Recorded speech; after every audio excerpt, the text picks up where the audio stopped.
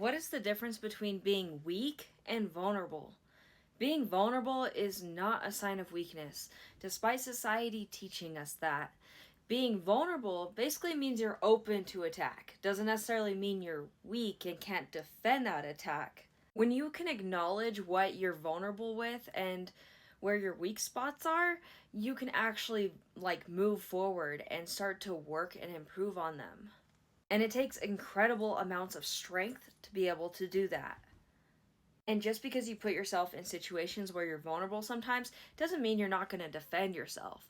In fact, you absolutely should if someone does come in for that attack. And what are some ways that you can be vulnerable but also improve your life?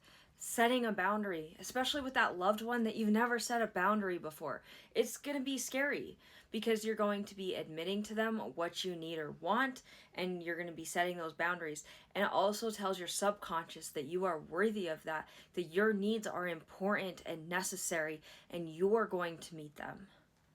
That alone can boost your self-esteem and your confidence overall. And one thing people get mixed up is, oh, everybody ignores my boundaries. They just stomp all over them. You have to enforce your boundaries. If you say, hey, don't do this, or I'm going to do this, and they go ahead and do it anyways, you still enforce your side of the deal. You told them not to, now you're going to do that thing. Whether it's cutting them off, talking to them less, not putting up with their stuff, maybe not helping them out the next time, whatever it is, you need to stick up for yourself. You need to show up for yourself. They say that takers don't have limits, and that's 100% true.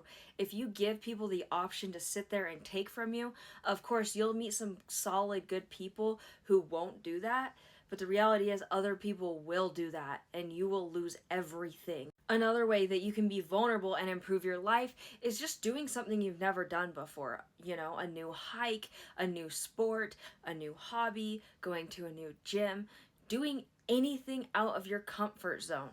It can be really scary. It puts you in a vulnerable position because you could embarrass yourself, especially for those of us who are more introverted. It can be a little intimidating going out and doing social events that we normally would be afraid of. But this also boosts your confidence and gets you to the point where you can do things that you never thought you could do in a million years. My biggest fear used to be talking on camera and filming videos. And then I started challenging myself. I started this thing where it's like, okay, if there's something that I need to do to get out of my comfort zone, and the only reason I'm not doing it is because I'm too scared, I'm gonna do it. And I got everyone around me involved. I told my boss about it, I told my coworkers, I told my friends. And anytime something came up that was scary and I was too scared to do it, they would just encourage me to do it. I was required to do it. One of my bosses, he actually knew that I was afraid to answer the phone and talk on the radio. I know that's super silly for some of you, but as someone who is really shy, that's like... And he actually made me responsible for that when I told him what I was doing. And eventually I worked up to the point where I started making a video here and there, and my old videos, like, you can tell I'm scared and I'm nervous, but I started doing it often, and now this is my life. So doing things like this, even little tiny things, can make a massive life change for you. Maybe you challenge yourself to just say hi to somebody at the store. Just, hi, and that's it. And that's just the tiny little thing you did for the day. That'll boost your confidence, and you can eventually start working up to those more complicated things. And last, you can share something special that you've created with others. Maybe you like to cook and you're sharing your cooking with others.